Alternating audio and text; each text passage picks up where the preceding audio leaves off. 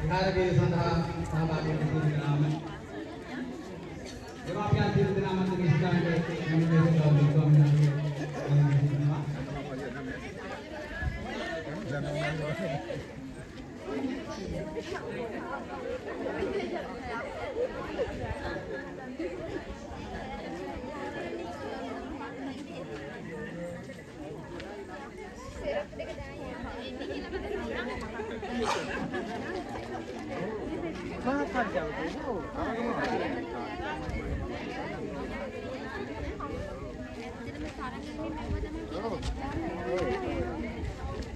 Mauria wedi berganda.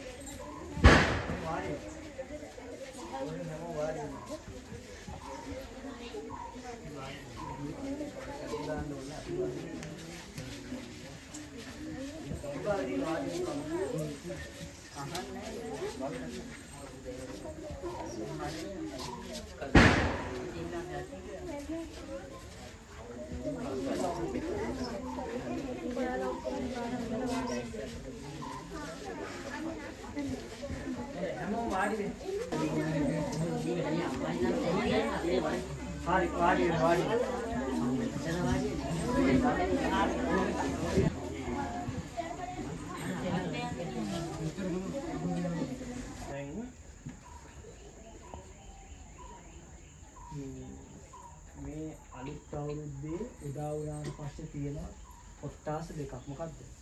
දෙකට බෙදෙන අලුත් අවුරුද්ද. ඒකෙන් එක භාගයක් පුණ්‍ය කාලය. ඊතුරු භාගය තමයි චාරිත්‍ර තියෙන්නේ. දැන් පුණ්‍ය භාගයේ දැන් අම්මයි තාත්තයි දෙන්නත් එක්ක දරුවෝ ටික ඔක්කොම ඇවිල්ලා තියෙනවා පන්සල්.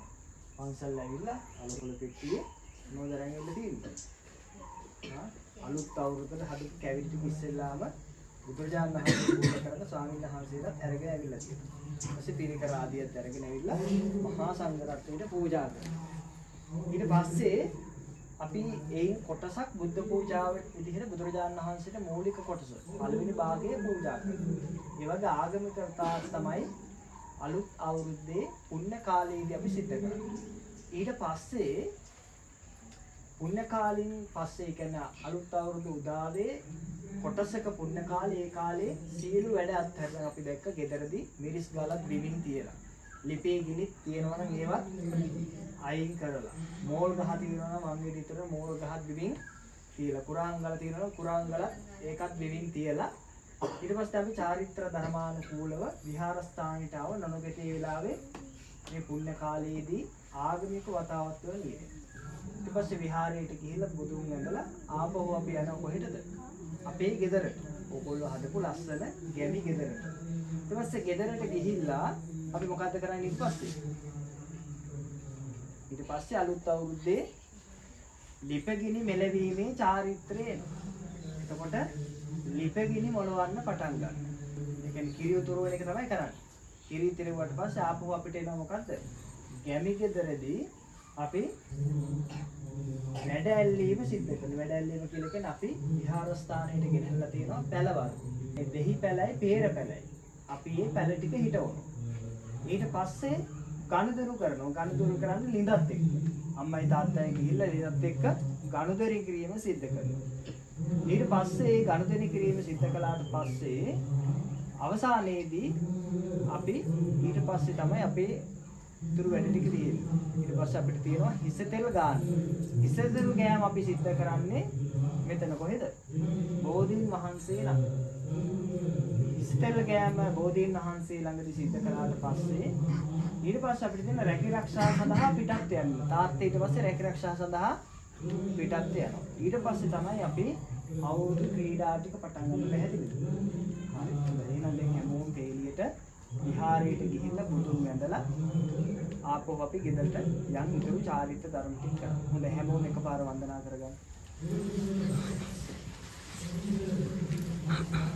අභිවාදන සීලිස්ස නිච්ඡං වද්දාපචායනෝ චත්තාරෝ ධම්මා වද්දන්ති ආයුර්වේද සම්මලං ආයුරෝ සම්පත්ති සග්ග සම්පත්ති නිච්ච අතෝ නිබ්බාන සම්පත්ති විනාතේ සම්චතු සුඛ